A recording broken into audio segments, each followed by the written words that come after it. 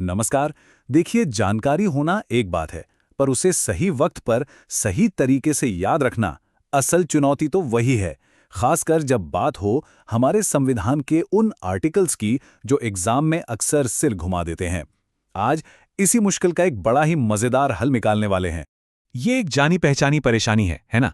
जब एक के बाद एक कई आर्टिकल्स आते हैं तो उनका क्रम याद रखना लगभग नामुमकिन सा लगने लगता है। और इसी उलझन की वजह से पूरी तैयारी पर पानी फिरता हुआ महसूस होता है। और इस कंफ्यूजन का सबसे बड़ा उदाहरण है गवर्नर यानी राज्यपाल से जुड़े आर्टिकल्स। आर्टिकल 153 से लेकर 161 तक ये वो 9 आर्टिकल्स हैं जहां से सवाल बनते ही बनते हैं, पर उनका सीक्वेंस अक्सर गड़बड़ा जाता है और एग्जाम में यही एक छोटी सी गलती हमारे नंबर कटवा देती है। लेकिन अब ऐसा नहीं होगा। इसका एक तोड़ है, एक मास्टर कोड, सिर्फ एक वाक्य। सुनने में शायद थोड़ा अजीब लगे, राजा का नाक योगा से साफ करो मां, पर मेरा दावा है ये एक लाइन गवर्नर से जुड़े उन सभी 9 जरूरी आर्टिकल्स का ताला खोल देगी। तो चलिए इसे आजमाकर देखते हैं। ठीक है, तो इस कोड को एक एक करके डिकोड करते हैं। हमारे इस वाक्य का पहला शब्द है राजा। देखते हैं ये हमें संविधान के किस दरवाजे तक लिखर जाता है।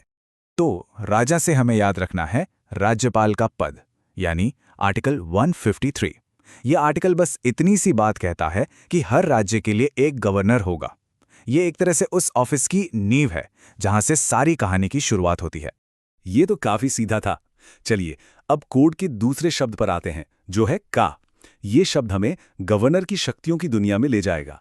का से है कार्यकाली शक्ति, जो आर्टिकल 154 में दी गई है। अब ये बड़ा दिलचस्प है। कहने को तो राज्य की सारी एग्जीक्यूटिव पावर गवर्नर में ही होती है, पर असल में तो वो मंत्री परिषद की सलाह पर ही काम करते हैं। लेकिन फिर भी ये आर्टिकल बहुत जरूरी है, क्योंकि ये दिखाता है कि गवर्नर सिर्फ एक नाम के हेड नहीं है। अच्छा, ये भी समझ में आता है। अब आता है इस ट्रिक का सबसे मजेदार हिस्सा, नाक। ये एक छोटा सा शब्द हमें एक नहीं बल्कि दो जरूरी आर्टिकल्स को समझने में मदद करेगा। देखिए कैसे। नाक में जो ना है उससे है नियुक्ति, यानी अपॉइंटमेंट, आर्टिकल 155। और क से है कार्यकाल, यानी टर्म ऑफ ऑफिस, आर्टिकल 156। ये सिर्फ एक ट्रिक नहीं है, इसमें एक लॉजिक भी है। सोचिए, गवर्नर की नियुक्ति कौन करता है? राष्ट्रपति। और उनका कार्यकाल किसके भरोसे लेता है? राष्ट्रपति। तो नियुक्ति और कार्यकाल दोनों जुड़े हुए हैं। चलिए आगे बढ़ते हैं। हमारे कोड में अगले 2 शब्द हैं योगा और से। ये दोनों शब्द हमें ये बताते हैं कि गवर्नर बनने के लिए क्या चाहिए और उस पद पर बने रहने के लिए किन नियमों का पालन करना होता है। योगा से याद रखिए योग्यता, आर्टिकल 157, और से है सेवा की शर्तें, आर्टिकल 158। इन दोनों में अक्सर लोग कंफ्यूज हो जाते हैं। तो इसे ऐसे समझिए, योग्यता जो है वो एक एंट्री टिकट की तरह है, मतलब भारत का नागरिक हो और 35 साल की उम्र पूरी हो चुकी हो।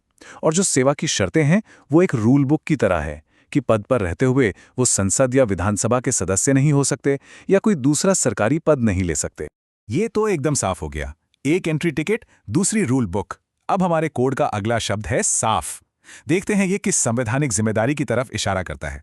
साफ से हमें याद रखना है शपथ, यानी ओथ, जो आर्टिकल 159 में दी गई है। और ये शपथ कोई मामूली शपथ नहीं है। इसमें गवर्नर संविधान की रक्षा, संरक्षण और बचाव की कसम खाते हैं। इसका मतलब है कि उनकी पहली और सबसे बड़ी जिम्मेदारी किसी सरकार के प्रति नहीं बल्कि देश के संविधान के प्रति है। इसका मतलब तो बहुत गहरा है। अच्छा, इसके बाद है करो। ये शब्द एक ऐसे आर्टिकल की ओर ले जाता है जो दिखाता है कि हमारा संविधान बनाने वाले कितने दूर की सोचते थे। करो से याद रखना है कर्तव्यों का निर्वहन, आर्टिकल 160। ये असल में एक तरह का सेफ्टी नेट है।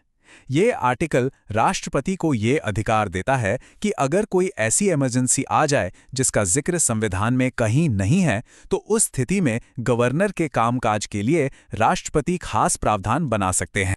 बहुत खूब। और आखिर में हमारे कोड का सबसे इमोशनल शब्द आता है, मां। ये शब्द हमें गवर्नर के एक बहुत ही महत्वपूर्ण न्यायिक शक्ति की याद दिलाता है। मां से बनता है क्षमा, यानी क्षमादान की शक्ति या पार्डनिंग पावर, जो आर्टिकल 161 में है। जैसे मां माफ कर देती है, वैसे ही गवर्नर को भी कुछ मामलों में सजा माफ करने, उसे कम करने या बदलने का अधिकार दिया गया है।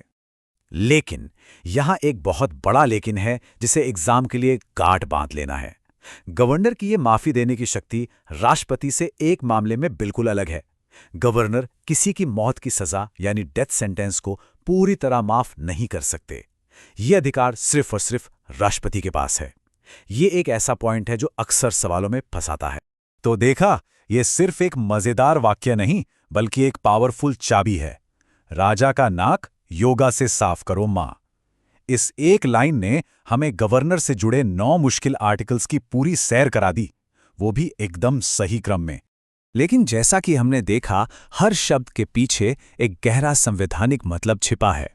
ये कोड दरवाजा खोलने की चाबी तो है, पर उस कमरे के अंदर क्या है, ये समझना ज्यादा जरूरी है।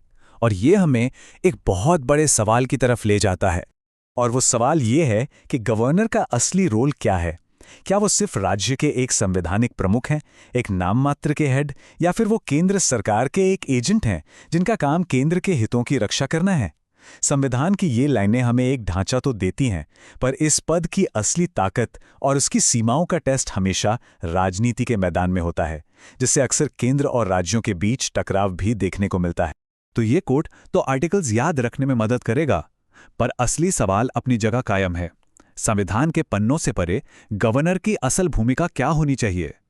एक निष्पक्ष संवैधानिक गार्डियन या केंद्र का एक मजबूत प्रतिनिधि? ये वो सवाल है जो हमारे फेडरल स्ट्रक्चर के दिल में बसा है और जिसका जवाब आज भी तलाशा जा रहा है।